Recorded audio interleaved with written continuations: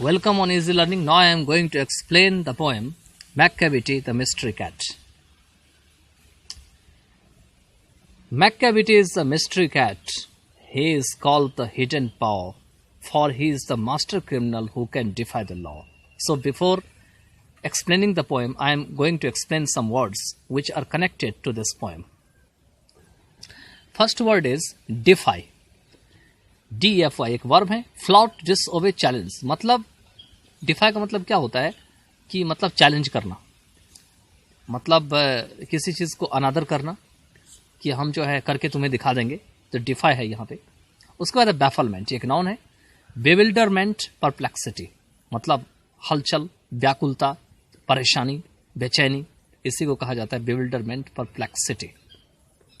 इसके बाद है स्कॉटलैंड यार्ड. ये headquarters of London police. London police का हेडक्वार्टर्स जो है इसी को स्कॉटलैंड यार्ड कहा गया है. इसके बाद है लेविटेशन. ये एक नाउन है. Capacity to rise and float in air, मतलब ऐसी क्षमता होना कि हवा में जो है वो उठ सके या हवा में उड़ सके, फ्लोट कर सके. उसके बाद है फकीर. ये एक नाउन है. A holy man who lives by begging, एक ऐसा पवित्र आदमी जो भीख मांग करके गुजारा करता है, हु लिव्स बाय बेगिंग. उसके बाद है जिंजर. यहाँ पे जिंजर का मतलब अदरक नहीं होगा, वैसे इसका अर्थ अदरक होता है खाने वाला, लेकिन यहाँ पे जिंजर का मतलब टॉल एंड थिन होगा, मतलब लंबा, दुबला, पतला. इसके बाद है डोम्ड. ये एक एडजेक्टिव है. शेप्ड लाइक ए डोम, मतलब गुंबद के आकार का बना होना. इसके बाद है फिंड. ये एक वर्ब है. एन एविल स्पिरिट, एक बुरा सा आत्मा या पिशाच जिसे कहा जाता है. इसके बाद है फेलाइन. ये एक एडजेक्टिव है और साथ में नाउन भी है. ऑफ और like an animal of the cat family, मतलब कैट फैमिली के कैट फैमिली के जो एनिमल होते हैं उसी को यहाँ फिलाइन कहा गया है. इसके बाद है डिप्रेविटी. ये एक नाउन है. इट मीन्स करप्शन, भ्रष्टाचार, विकेटनेस, मतलब दुष्टता. इसके बाद है लार्डर. ये एक नाउन है. एक cupboard used for storing food, मतलब एक ऐसी अलमारी जो कि भोजन को स्टोर करने में यूज की जाती है. इसके बाद है राइफल्ड. ये एक वर्ब है. सर्च्ड थरोली, मीन्स पूरी अच्छी तरीके से छानबीन किया जाना या खोजा जाना. इसके बाद है स्टैफल्ड. ये एक वर्ब है. सफोकेटेड, स्ट्रैंगल्ड, मतलब दम घुटा हुआ या गला दबा हुआ, स्ट्रैंगल्ड, सफोकेटेड. ट्रेलिस. ये एक नाउन है. TRELLS, framework to support climbing plants, मतलब कोई भी अगर चढ़ने वाले प्लांट होता है उसको आप सपोर्ट लगा देते हैं नीचे में, अब वो सपोर्ट बनाने की जो प्रक्रिया है उसी को ट्रेलिस कही जाती है. ट्रीटीज गॉन एस्ट्रे, एग्रीमेंट कॉन्ट्रावेंट और वायलेटेड, कोई भी समझौता अगर मतलब बेकार कर दिया जाए या उसको ध्वस्त कर दिया जाए तो उसी को ट्रीटीज गॉन एस्ट्रे कहा गया है. डिस्क्लोज्ड है, वर्ब है. रिवील्ड, मेड नॉन, मतलब स्पष्ट किया हुआ या जानकारी में दिया हुआ, made known. A licking of thumbs है.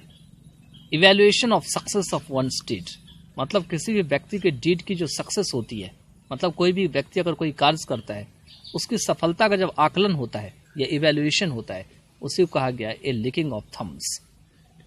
डिसीटफुलनेस है. एक नाउन है. फ्रॉडलेंस, डिसऑनेस्टी, मीन्स बेईमानी. और फ्रॉडलेंस मतलब होते हैं जब कोई आप मतलब छल का काम करते हैं तो उसी को फ्रॉडलेंस कहा गया है. इसके बाद है सैविटी. ये एक नाउन है. मीन्स ट्रेचरी, विश्वासघात. He is deceitful but conceals it with great skill and elegance. वह डिसीटफुल है, डिसीटफुल मतलब छली है, लेकिन वह इससे छुपा लेता है. कैसे छुपाता है? अपनी स्किल और अपनी सुंदरता के कारण, एलिगेंस के कारण. एलिबी, नाउन है. एक्सक्यूज, डिफेंस, मतलब बहाना या बचाव. तो चलिए फिर से इस पोएम पे वापस आए हैं. अब देखते हैं इस पोएम में होता क्या हुआ है कि एक मैकेविटी नाम की एक कैट होती है. उस कैट को पकड़ने के लिए पूरा जोर शोर लगा दिया जाता है, लेकिन फिर भी वो कैट बच के निकल जाती है. पता नहीं उस कैट के अंदर में क्या ऐसा सुपर नेचुरल या शक्ति होती है जिसके कारण से वो कैट जो है बच के निकल जाता है. तो यहाँ पे T.S. एलियट ऐसा भी हो सकता है कि यह किसी पर्सन को या ह्यूमन को कनेक्ट करके देखा जाता हो. उस जमाने में काफी भ्रष्टाचार हो और ऐसे भ्रष्ट लोग न पकड़े जाते हो, और जिस भ्रष्ट लोगों को यहाँ पे कैट से जो है इन्होंने कंपेयर कर दिया हो. तो इन चीज़ों को जो है भी टीएस एलियट ने सोचा कि डायरेक्ट तो हम किसी के ऊपर अटैक नहीं करेंगे, तो शायद जो है हम इस मिस्ट्री कैट को जो है एक पोएम लिख करके हम इसको बता सके। तो चलिए देखते हैं। कहते हैं मैकैविटी इज ए मिस्ट्री कैट। मैकैविटी जो होती है वो एक मिस्ट्री कैट होती है। He is called the hidden पॉ, उसका नाम जो है हिडन पॉ दिया गया है। उसे हिडन पॉ के नाम से भी जाना जाता है। मतलब जहां पे वो पंजा रखती है वो पंजा दिखाई नहीं पड़ता है, वो रख के चली जाती है, लेकिन किसी को दिखता नहीं, वो पंजा रखते ही फिर वो गायब हो जाता है, इसलिए उसे हिडन पॉ भी कहा जाता है। For he is the master criminal who can defy the law, क्योंकि वो इतना बड़ा क्रिमिनल है कि वो कानून तक को चुनौती दे सकता है। Who can defy the law. अब आप समझ सकते हैं कि कानून के चंगुल से कोई बच नहीं सकता, कानून के रडार से कोई बच नहीं सकता, लेकिन यहां पर में ये इतना बड़ा मास्टर क्रिमिनल है कि कानून की आंखों में भी धूल झोंक सकता है और कानून को भी ये चुनौती दे सकता है। He is the bafflement of Scotland Yard, the flying squad's despair. कहते हैं यहां पर में कि स्कॉटलैंड यार्ड के लिए यह जो है यह व्याकुलता बनी हुई है, घबराहट बनी हुई है, परेशानी बेचैनी बनी हुई है, और साथ में फ्लाइंग स्क्वाड जो है, जो एक प्रकार का यहां पर में पुलिस का भी विभाग हो सकता है, उसके लिए ये हताश का विषय बना हुआ है, निराशा का विषय बना हुआ है। For when they reach the scene of crime Macavity is not there, क्योंकि ये लोग जो है जैसे ये फ्लाइंग स्क्वाड जो है जहां पर मैकैविटी कोई क्राइम करती है उस क्राइम की जगह पे पहुंचते हैं तो मैकैविटी वहां होती ही नहीं है। Macavity there's no one like Macavity जैसा तो कोई नहीं है। He is broken every human law, he breaks the law of gravity. कहते हैं उसने आदमी के द्वारा जितने भी नियम कानून बनाए गए हैं उस सभी को तोड़ दिया है, और यहां तक कि वह गुरुत्वाकर्षण के नियम को भी तोड़ दिया है। गुरुत्वाकर्षण का नियम क्या कहता है कि कोई भी वस्तु जो है जब हम ऊपर से नीचे गिराते हैं तो धरती के ऊपर गिर जाती है, लेकिन मैकैविटी तो हवा में भी उड़ जाती है। मैकैविटी को तो कोई फर्क नहीं पड़ता है, वो नीचे गिरती है, ऐसा लगता है वो ऊपर ही ऊपर गायब हो जाती है। तो इसीलिए यहां पर वे लॉ ऑफ ग्रेविटी जो है मैकैविटी पे अप्लाई नहीं होता है। अब आगे चलते हैं।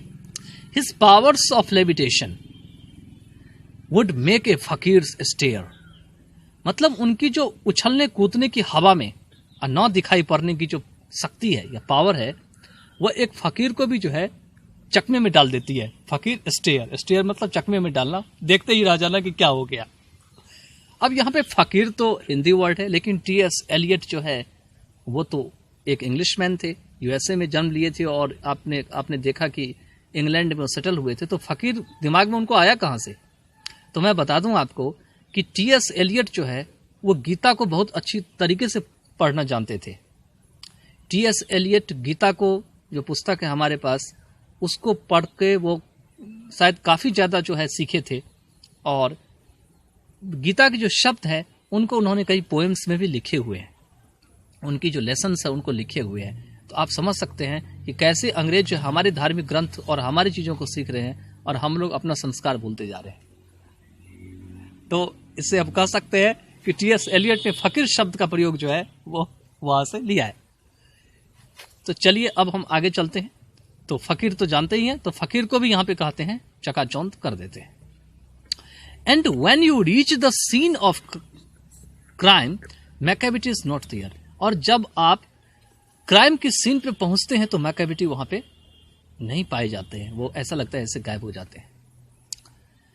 You may seek him in the basement, you may look up in the air, but I tell you once and once again, Macavity is not there. आप उसको बेसमेंट में भी ढूंढ सकते हैं, आप उसको हवा में भी देख सकते हैं, लेकिन मैं फिर से आपको बताता हूं, फिर से दोबारा बताता हूं, once and once again, बार बार बताता हूं कि मैकैविटी आपको नहीं मिलेगा वहां। आप कैसे भी पकड़ने की कोशिश करो, लेकिन मैकैविटी आपको नहीं मिलेगा। तो कितनी अजीब सी बात है कि टीएस एलियट ने किस तरीके के मैकैविटी को जो है यहाँ कैरेक्टर बनाया है। चलिए आगे देखते हैं। मैकैविटी इज ए जिंजर कैट, मतलब टॉल है और क्या है, थिन है, मतलब टॉल है और थिन है, इस तरह की कैट है। इसका मतलब फिजिकल अपीयरेंस ऐसा ही है, शरीर की जो बनावट है। He is very tall and thin, और आगे भी दे रखा है he is very tall and thin. अब यहाँ पे जिंजर कैट का अर्थ ये भी हो सकता है कि इसके अंदर में बहुत ज्यादा एक्टिवनेस है, फुर्तीलापन है।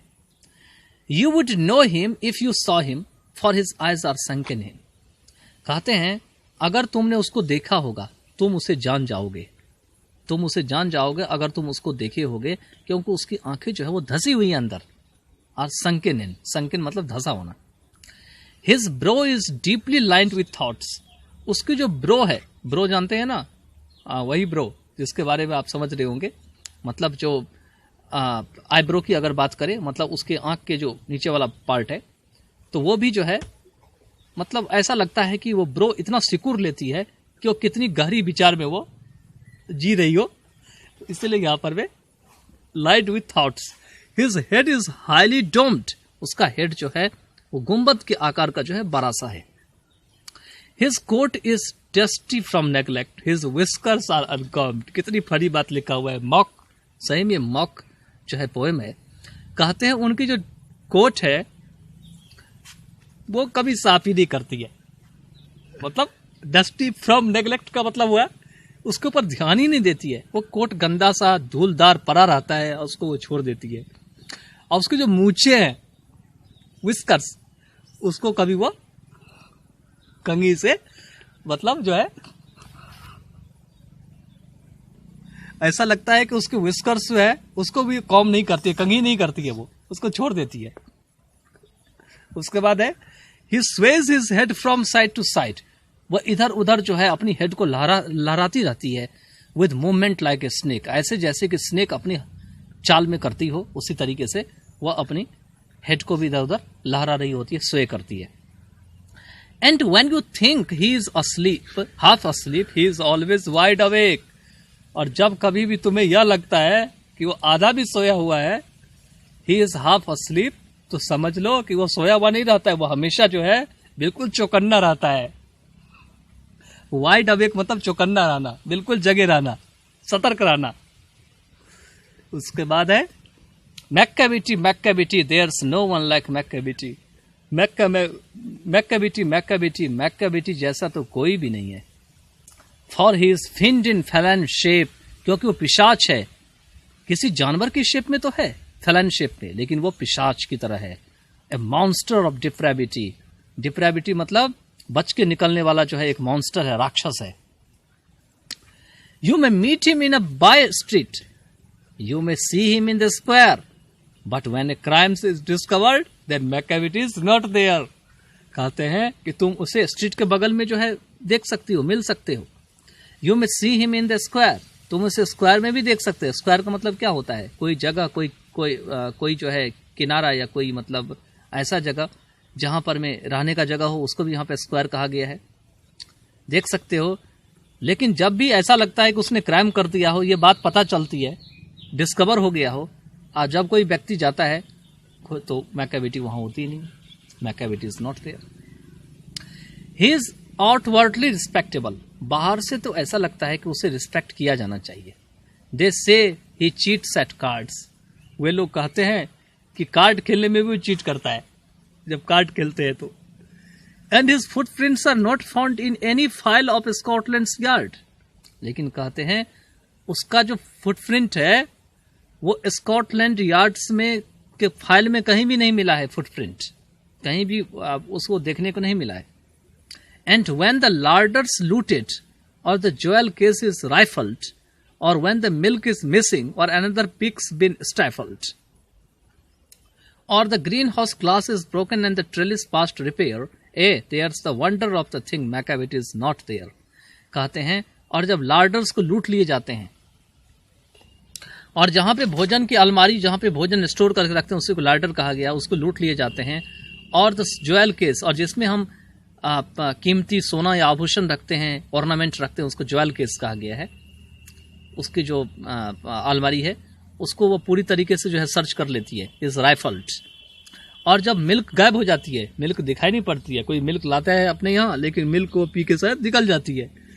और पीक्स जो है बिन स्टैफल्ड। पीक्स मतलब यहाँ पे कोई कैरेक्टर है जिसको जो है वो दवा देती है, निकल जाती है।